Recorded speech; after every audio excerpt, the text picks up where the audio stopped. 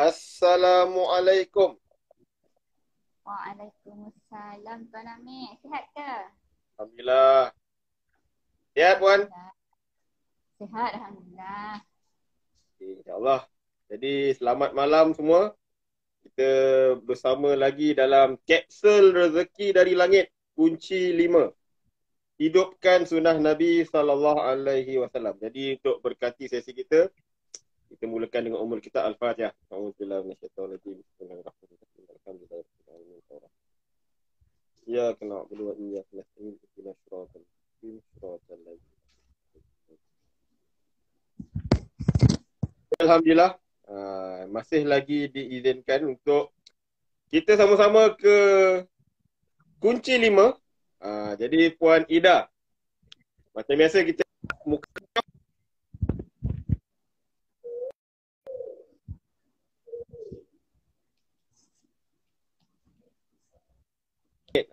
minta Puan ceritakanlah kunci kali ni pasal apa, Puan? Bismillah, Puan. Okey. Bismillahirrahmanirrahim. Assalamualaikum Tuan Amir dan sahabat-sahabat yang bersama kami pada malam ini.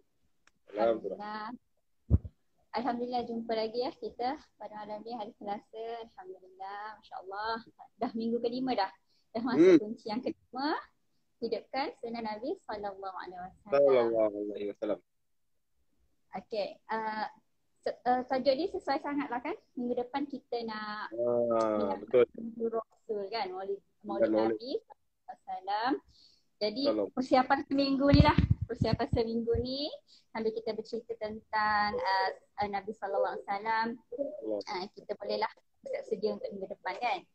Okey, kenapa ya saya masukkan tajuk hidupkan sunnah Nabi SAW dan rezeki dari langit. Macam ni Tuan Amir, kalau macam Allah nak bagi kita kebaikan, insyaAllah, macam dia nak kita berubah menjadi kehidupan yang lebih baik. Betul. Dia akan tunjukkan atau dia akan ilhamkan kita pada satu benda yang boleh mendekatkan diri kita kepada dia. Untuk mendekatkan diri kita kepada Allah Subhanahu Wa Taala ialah melalui mengingati kekasihnya Rasulullah sallallahu alaihi wasallam. Okey. Jadi macam mana antara cara untuk kita mengingati baginda sallallahu alaihi wasallam ialah dengan menghidupkan sunnah baginda. Okey, salah satu sunnah baginda caranya macam mana? Bersolawat lah kan. Sekali kita bersolawat 10 kebaikan kita akan dapat insya-Allah. Okey. Dan apa kaitannya dengan rezeki dari langit ni? Okey, ceritanya macam ni. Waktu masa mula dulu tu, waktu macam saya tengah berstruggle lah untuk menghabiskan master saya. Tengah menyiapkan tesis. Dalam masa yang sama, tengah sarat juga mengandung masa tu. Saya tak tahu bila saya nak menghabiskan master saya, terutama penulisan tesis saya.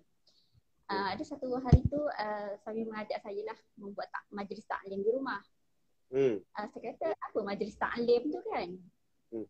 Dan dia terangkanlah majlis taklim tu ialah membaca kitab-kitab berkaitan dengan perjuangan Nabi SAW juga para sahabat dan juga Ahlul Bait kan. Saya pelik lah kenapa perlu membaca kitab-kitab tu kan. Padahal kita rasa kita dah belajar dah banyak sirah tentang Nabi SAW. Lagi tapi itu semua ilmu-ilmu ketika di sekolah rendah. Kita belajar sirah, kita belajar sejarah kan. Tapi sebenarnya ilmu-ilmu tu tak cukup. Kita rasa mengingati untuk rasa merindui dan menyayangi baginda Nabi SAW. Jadi dalam keadaan keterpaksaan waktu tu, okeylah saya ikutlah. Saya ikut jugalah saranan suami saya. Waktu tu dia sarankan waktu subuh lah sebab selepas tu dia nak pergi kerja apa semua kan. Jadi dalam keadaan mengantuk lepas subuh tu, okey, ikutkanlah dengar apa yang dicerita, apa kisah-kisah daripada kitab-kitab Nabi kan. Mula-mula macam dengar tak dengar je lah. Lama-lama tu Allah campakkan hidayah dan taufik tu. Setiap bait yang dia baca tu, kisah-kisah tentang perjuangan perjuangan Nabi dan para sahabat tu, subhanallah, masya Allah, rasa macam hati tu terjentik. Terutama apabila menyentuh bab-bab solat, bab-bab berzikir, bab-bab berdoa, dan apatah lagi bila cerita-cerita tentang sahabat-sahabat Nabi yang diseksa seperti Bilal bin Rabah, Sumayyah, rasa macam hati tu rasa tersentak lah, macam daripada rasa macam rasa biasa-biasa je, lama-lama bila dengar tu rasa sayu, rasa sedih kan. Kita rasa macam, ya Allah, rasa macam dekat lah, hati tu dekat. InsyaAllah lah. Bila kita baca tu kita rasa dekat, kita rasa macam nak kenal lagi. Apakah sejarah dan perjuangan Nabi, peperangan-peperangan yang Nabi pergi dan segala macam seksaan yang dialami oleh para sahabat. Kita rasa macam tersentuh hati. Jadi bila saya melalui situasi-situasi itu melalui majlis taklim, saya rasa tak lama, saya rasa saya ingin mengubah kehidupan saya melalui cara salah satunya ialah memperbaiki solat lah. Memperbaiki solat seperti yang saya sentuh topik ini lepas kan, berkenaan dengan solat besarkan Allah Subhanahu Wa Taala. Membesarkan Allah. Jadi daripada situ tak lama selepas saya melalui majlis taklim bersama suami tu, alhamdulillah Allah rezekikan saya untuk grade, untuk viva dalam master saya, dan alhamdulillah makin lama saya rasa macam saya sukalah membaca kitab-kitab tu. Sebab apa, kadang kita nak top up kan, kita nak top up ilmu kita rasa kalau kita rasa macam solat kita ni dah okey ke, ibadat-ibadat kita ni dah okey ke, seperti yang Nabi SAW sarankan. Jadi daripada majlis-majlis taklim yang kita baca kitab-kitab tu, dia memberi kita peluang untuk memperbaiki diri, memperbaiki kita. Jadi salah satu sebabnya saya tulis dalam buku Rezeki Dari Langit ini, itulah untuk memperbaiki ibadat kita, terutama dalam bab-bab solat. Okey Puan. Jadi dalam kunci kali ini Puan kongsikan berkenaan taklim. Mungkin setengah orang benda ni barulah. Apa benda taklim ni kan, macam mana nak buat? Mungkin Puan boleh bagi tahulah, cakap perkongsian bagi mereka yang mungkin first time dengar, nak berminat nak buat. So macam mana cara nak buat taklim ni Puan? Adakah mesti orang cakap kahwin ke apa ke kan? Macam mana nak hidupkan taklim ni Puan? Bismillah. Okey. Bismillahirrahmanirrahim. Majlis tak katanya alam. Alam dalam bahasa Arab maksudnya mengajar. Jadi bila diterjemahkan dalam taklim tu, maksudnya dia lebih kepada, dia cenderung kepada okey. Salah satu caranya ialah seperti saya sebut tadi, membaca kitab kan. Selalu kami membaca kitab-kitab muntakab hadis, fadilah amal, fadilah hadis, umrah dan ziarah. Kitab-kitab yang selalu disarankan oleh kumpulan-kumpulan tabligh lah. Okay. Jadi caranya ialah ketua keluarga ataupun sesiapa sahaja dalam keluarga tu, kita buat macam khalaqah lah, macam usrah. Dia lebih kepada usrah dan tazkirah dalam keluarga. Dia dalam kumpulan yang kecil, insya-Allah boleh buat. Baca sahaja hadis yang ada yang dalam tu ataupun cerita-cerita dalam tu. Dan kita boleh bergila-gilir baca. Suami, lepas tu isteri, kemudian anak-anak pun boleh ikut. Anak-anak yang dah boleh membaca tu dalam 6-7 tahun, kita dah boleh ajak dia membaca. Okey, baca hadis ni, apa penerangan dia, apa kisah-kisah sahabat. Kalaupun tak ada macam kitab-kitab yang tebal yang bercerita secara detail tentang perjuangan Nabi SAW, boleh saja ambil buah kitab-kitab ataupun buku-buku cerita kanak-kanak tu, kita baca bersama-sama tentang kisah-kisah Islamik. Kita boleh amalkan dalam keluarga lah. Itu untuk cara untuk kita berpesan-pesan akan kebaikan. Itulah apa yang saya faham tentang majlis taklim di rumah. Okey Puan, dalam kunci 5 ni juga Puan ada kongsikan amalan zikir lah. Kalau boleh kita nak Puan bacakan sikit malam ni. Kita dengar lah daripada Puan Ida sendiri. Bismillah Wan. Oh, insyaAllah. Bismillahirrahmanirrahim. Okey, kenapa ya saya kongsikan amalan zikir dalam buku ni? Ini antara zikir-zikir yang saya dapat daripada majlis taklim jugalah. Dalam kitab yang kami baca ni. Dan bila saya semak balik, betul ke cara saya berzikir selama ni kan? Jadi ni daripada situ saya sukalah untuk kongsikan supaya sama-samalah kita amalkan. Okey, maksudnya lepas solat tu sebaiknya lepas bagi salam kita beristighfar. Astagfirullahalazim 3 kali lah, kan. Kemudian kita sambung pula dengan la ilaha illallah wahdahu la syarikalah lahul mulku wa lahul hamdu yuhyi wa yumiit wa huwa ala kulli syai'in qadir 3 kali. Okey, untuk sebaiknya untuk solat subuh dan maghrib ni bacaan tadi kita masih duduk dalam keadaan tahiyat akhir sebanyak 10 kali. Yang ni ada Ustaz Muhadir Harijul terangkan kenapa saya pun tak berapa ingat lah. Ada. Tapi memang itu ada kan. Sebab saya pernah ikuti daurah Ustaz Muhadir.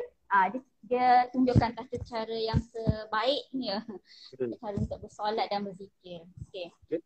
Sebaik baca habis tadi tu kita bacakan Allahumma ajirna minan nar 3 kali, dan untuk solat subuh dan maghrib kita baca sebanyak 7 kali. Okey, kemudian kita sambung Allahumma antas salam wa minkas salam wa ilaika ya'udhu salam wa hayyina rabbana bis salam wa adkhilna al-jannata daras salam tabarak rabbana ya rabbal jalal ikram. Itu sekali pun okey. Kemudian kita sambung dengan ta'awuz. Apa itu ta'awuz? Ta'awuz ialah a'udzubillahi minasyaitanir rajim. Kita sambung dengan surah Al-Fatihah bermula dengan Bismillahirrahmanirrahim. Kemudian ayat kursi yang disambung dengan surah 30 Al-Ikhlas, Al-Falaq dan An-Nas. Kemudian kita sambung dengan Ilahana ya Rabbana, iaitu tasbih Fatimah tu yang 33 kali tu. Subhanallah 33 kali. Tetapi sebaiknya subhanallah 33 kali tu habis kita baca dengan daiman qaiman abada. Kemudian habis tu kita sambung dengan alhamdulillah. Okey, alhamdulillah 33 kali. Kita baca 33 kali kan? Okey. Kemudian sebaik habis 33 kali kita baca alhamdulillahirabbil alamin ala kulli hali wa fi kulli hali wa ni'mah. Okey, maksudnya kita bersyukurlah atas segala apa yang Allah kurniakan. Kemudian kita sambung dengan Allahu Akbar sebanyak 33 kali. Ada setengah pendapat tadi 34 kali. Genap 100 kali kan. Cukup untuk genapkan 100 tu. Okey, kemudian habis Allahu Akbar sebanyak 34 kali tu kita baca Allahu Akbar kabira walhamdulillah katsira subhanallahi bukratan wa asila. Okey, habis tu kita baca la ilaha illallah wahdahu la syarikalah ahadan samadan lam yalid wa lam yulad wa lam yakul lahu kufuwan ahad. Ini kalimah tauhid kan. Okey, dan sambung dengan hauqalah. Apa itu hauqalah? La haula wala quwwata illa billahil aliyyil azim. Sebab itu kita teruslah boleh berdoa kepada Allah. Berdoa tu pun kan kita ada cara dia. Beristighfar, bersolawat, dan bolehlah kita memanjatkan apa-apa pun kita punya keinginan. Okey Puan. Kita punya kesimpulan kunci 5 hidupkan sunnah Nabi daripada Maulid Nabi kita, insya-Allah. Apa dia? Kesimpulan dia ya. Okey, saya nak cerita ringkas sebenarnya untuk kesimpulan ni.